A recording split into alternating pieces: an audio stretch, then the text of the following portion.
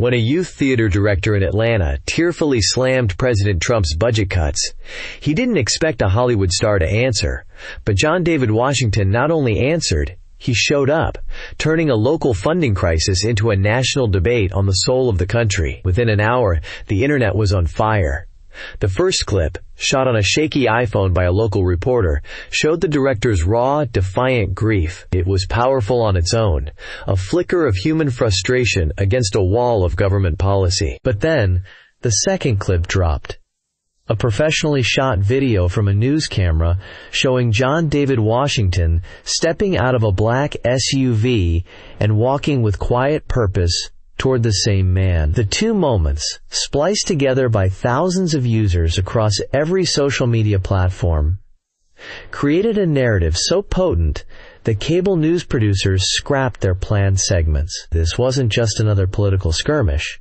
It was a showdown between two Americas.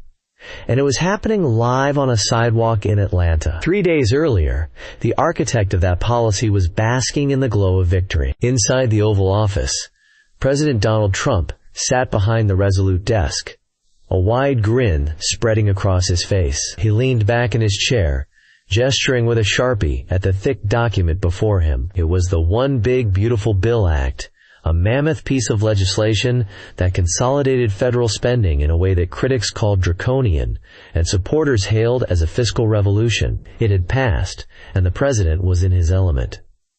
"No more waste. Zero," Trump declared to the assembled circle of loyal aides, and a friendly journalist granted exclusive access. "We went through it line by line. Billions saved. Billions. The National Endowment for the Arts, gone. A complete slush fund for coastal elites who hate our country anyway. They get a check from the government to make garbage that insults you, the taxpayer. Not anymore." He tapped the bill with the marker. "We're funding what matters. The military. Our police. Border security. Real things. Not pottery classes in Brooklyn or some interpretive dance nonsense in San Francisco. It's over. We're getting back to basics. Back to work." His tone was triumphant, utterly devoid of doubt. To him, the issue was black and white. These programs were frivolous luxuries, parasites on the national budget, and he was the exterminator. He believed, with every fiber of his being, that he was cutting fat and strengthening the nation. The idea that a small community center in Georgia could be a casualty worthy of attention would have been laughable to him. A rounding error in a grand, patriotic equation. Across the country, in the stark quiet of his Los Angeles home, John David Washington scrolled through a news feed on his tablet. He was supposed to be breaking down a script for a new historical drama, but his focus was fractured. An article from a major newspaper detailed the first wave of programs terminated by the president's new budget. His eyes scanned the list: scientific research grants, environmental protection initiatives, and then a line that made him pause. "Termination of the Community Arts Project Grant." It was a small federal program that provided seed money to arts initiatives in underserved communities. Washington put the tablet down and walked to the window, looking out over the manicured green of his Canyon neighborhood. He thought about the discipline of the stage, the grueling hours of rehearsal for the piano lesson on Broadway. He thought about learning lines, hitting his marks, the synergy of an ensemble working as one. That craft hadn't been born in a vacuum. It was forged in classrooms, in workshops, in safe spaces where a person could fail without being broken. He remembered his father, Denzel, speaking at a benefit for the Boys and Girls Clubs of America years ago. "They give kids a place to go," his father had said, his voice resonating with conviction. "A place to be safe. A place to learn who they are." This felt like the same thing. The arts weren't just about creating art.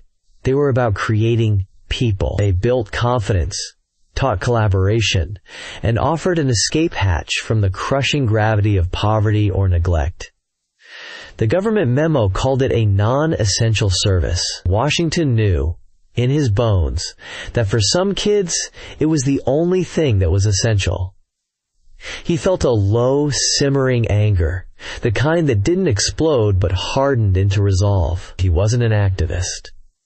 His currency was his work, not his opinion. He picked up his phone, not to call his agent, but to do his own research. He started searching for the hashtag associated with the cuts, scrolling past the loud political arguments, until he found the small, personal stories.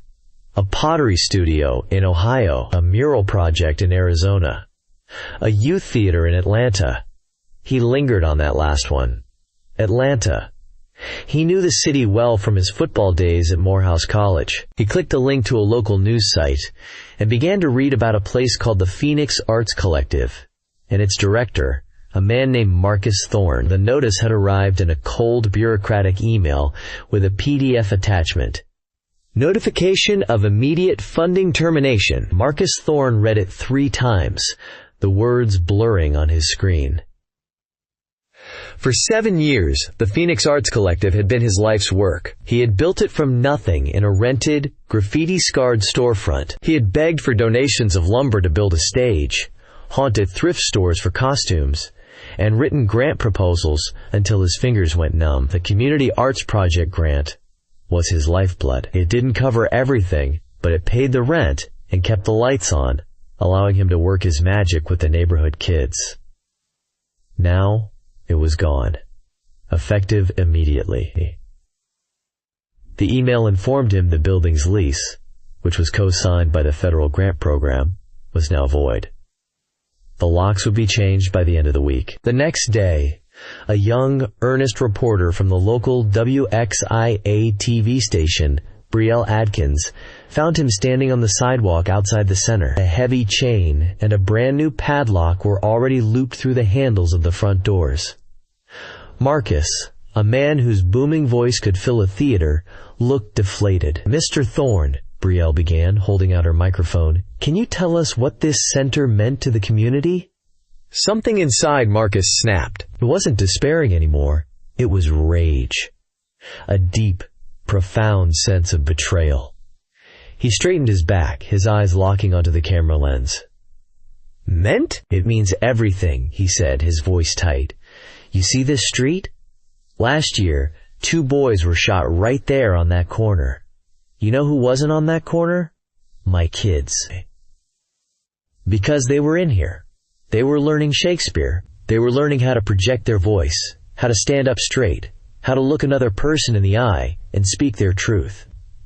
He jabbed a finger toward the chained doors. "The president was on TV yesterday talking about waste. He called programs like this a project for people who don't want to work. I work 80 hours a week. My kids, they come here after school and they work. They work on their lines. They work on their grades. They work on themselves. They are building a future." His voice began to crack, not with sadness, but with the sheer force of his anger. "So I want to ask the president. I want to ask him to come down here. Come to this neighborhood. You look my kids in the eye. You look Kiana, you look Jamal, you look Maria, and you tell them they are waste. You tell them that a stage, a script, and a safe place to be a kid is a failing project.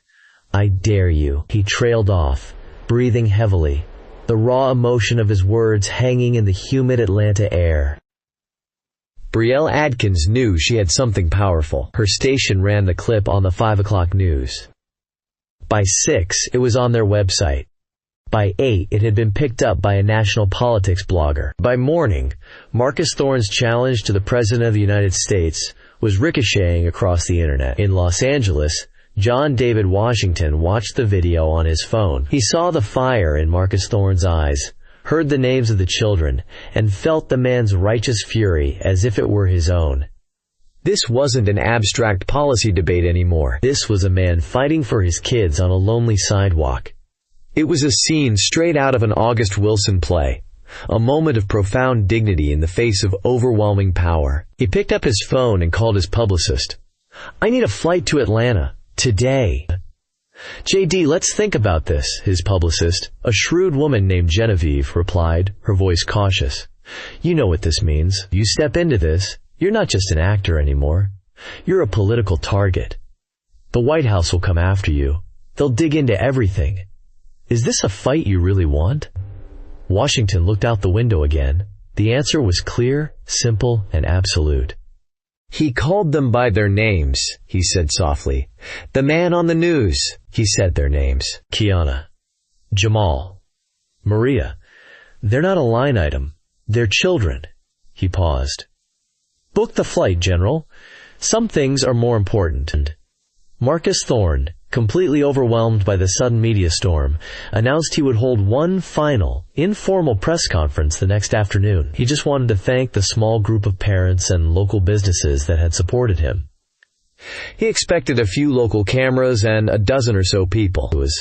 It was meant to be a farewell, a final sad chapter. The next day, a small, somber crowd gathered on the cracked pavement in front of the Phoenix Arts Collective. A few parents held hand-painted signs that said, "Save our stage," and "Art is not waste." Marcus stood at a rickety podium someone had brought from a nearby church, the chained doors of his life's work a grim backdrop. He cleared his throat, his voice heavy with exhaustion.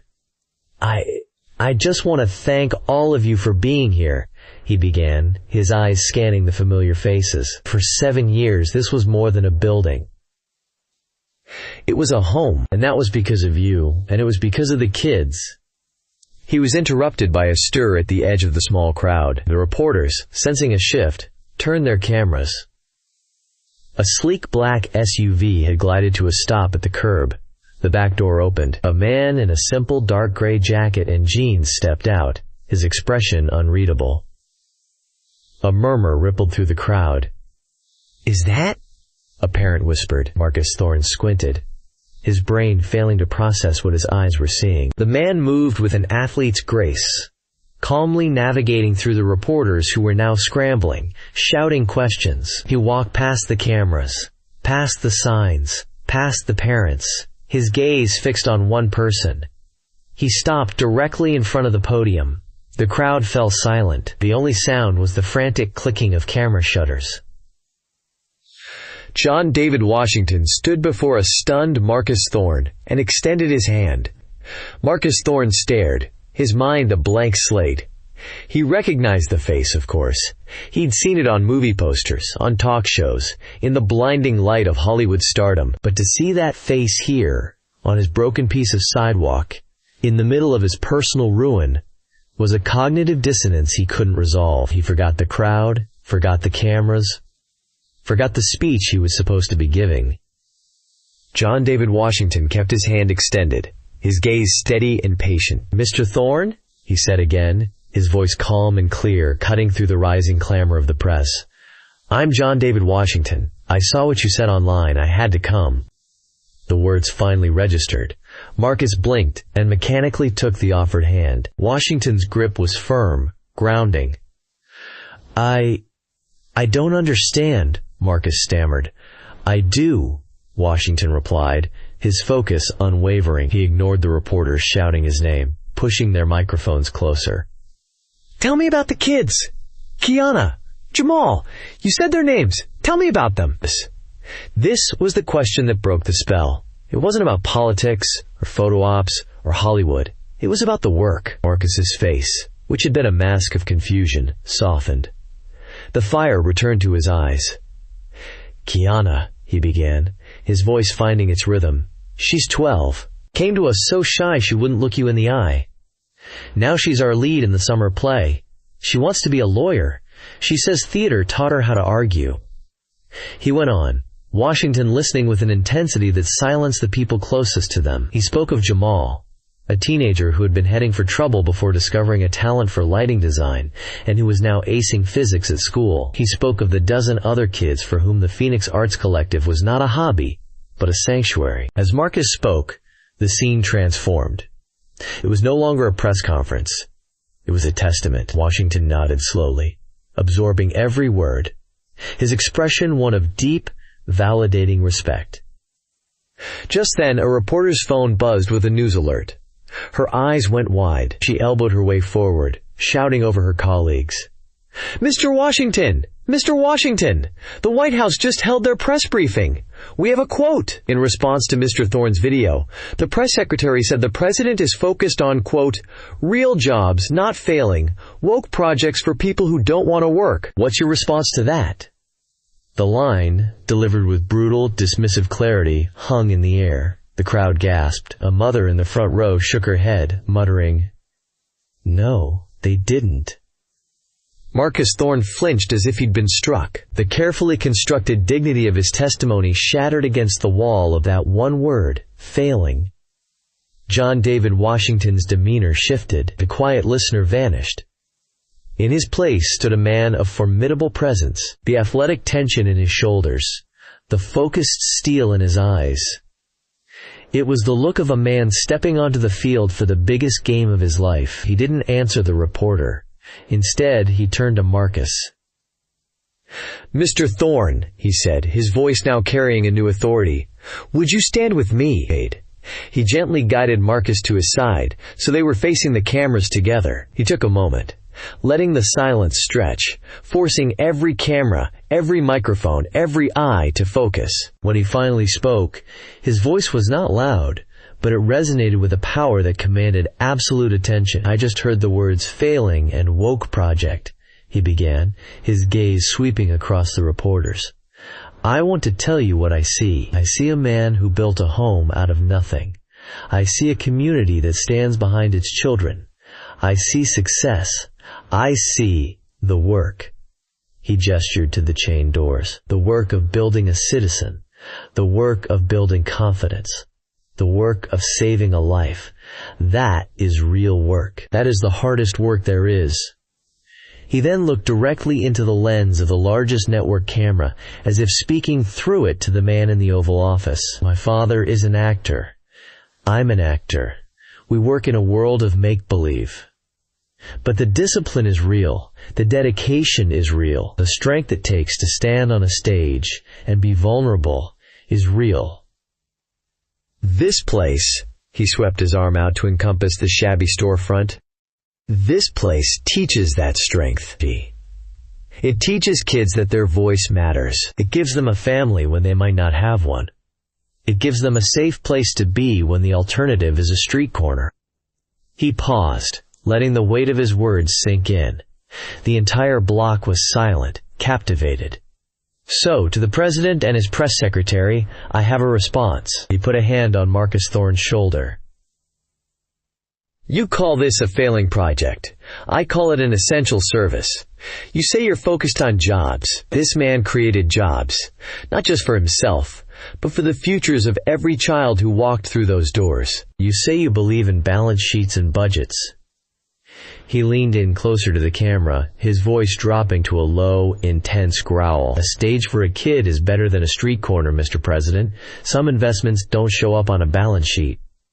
Then, he delivered the final, stunning blow. "The White House says the funding is gone. Fine. As of today, it's been replaced. I am personally guaranteeing the full operational budget for the Phoenix Arts Collective for the entire next season. The doors are opening again." For a split second, there was absolute silence. Then, the crowd erupted. A wave of cheers, applause, and relieved sobs washed over the sidewalk. The parents rushed forward, trying to shake Washington's hand, to thank him. Marcus Thorne stood frozen, tears streaming down his face, unable to speak. John David Washington had not just offered a soundbite, he had delivered a miracle amid the chaos. Washington moved with quiet efficiency. He gave Marcus's shoulder a final, firm squeeze. "My team will be in touch tomorrow morning," he said, his voice for Marcus's ears only. "Get ready to work." And with that, he turned, navigated through the euphoric, swarming crowd, slipped back into the waiting SUV, and was gone. He left behind a scene of pure pandemonium and hope. A local story that had just gone global. On the flight back to Los Angeles, the adrenaline began to fade, replaced by a profound exhaustion. John David Washington stared out the small airplane window at the sprawling patchwork of clouds below, his phone buzzing relentlessly on the seat beside him. He didn't need to look at it to know what was happening. He had kicked the hornet's nest. He was no longer just John David Washington, actor. He was a political statement. When he finally picked up the phone, the screen was a cascade of notifications. News alerts, with his face next to Trump's. Texts from friends, colleagues, and people he hadn't heard from in years. And then, the other side. He opened his social media mentions and saw the torrent of venom already forming. Hollywood hypocrite living in a mansion telling us about real life. Stick to acting, pretty boy. Another coastal elite trying to save the world with daddy's money. The messages grew uglier, more personal. Racist slurs were mixed with accusations of being a woke puppet.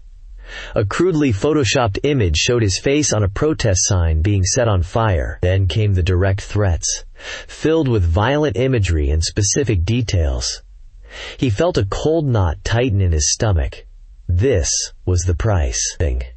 He had known it was coming, but the speed and ferocity of it were still jarring. He landed at a private airfield in Van Nuys to avoid the press that would already be gathering at LAX.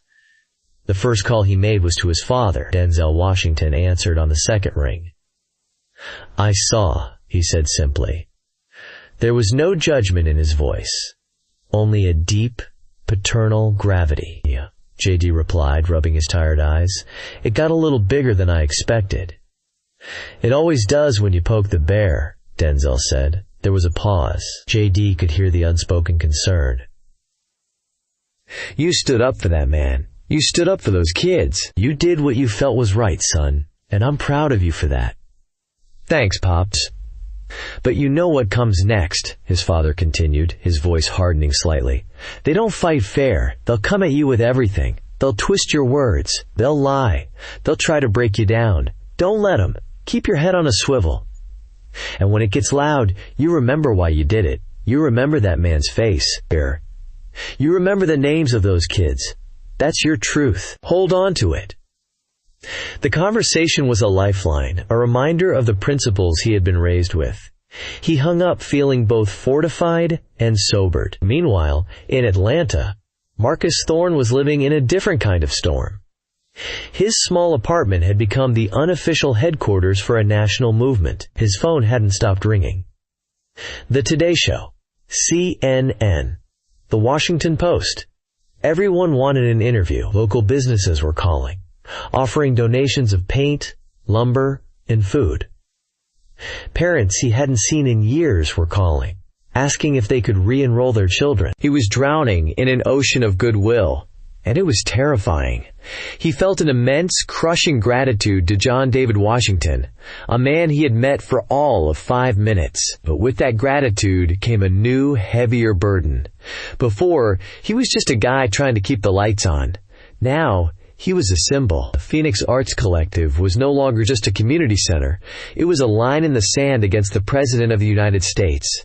He had to deliver. The kids, the community, and now the whole country were watching. He sat alone at his kitchen table late that night, the buzzing of his phone a constant companion, and felt the terrifying, exhilarating weight of a second chance. The fight was over, but the work was just beginning.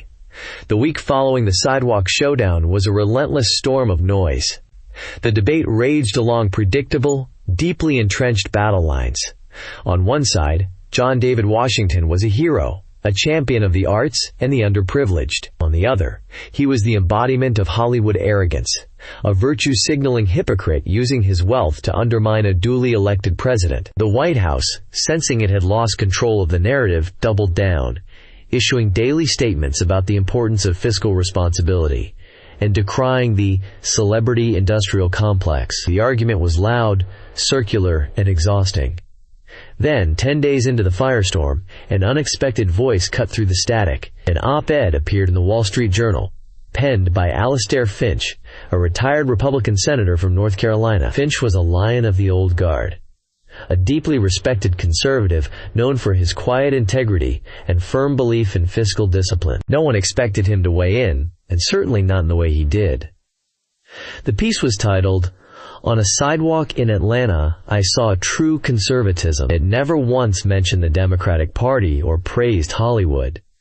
Instead, Finch wrote about the America he believed in. "For the past week," the op-ed began, "we have been subjected to a tiresome and unproductive debate about celebrity versus populism. This framing is a disservice to the more profound event that took place. What I saw was not a political attack, but a civic response. When government, for whatever reason, creates a vacuum, the enduring strength of our nation is that its citizens step into the void.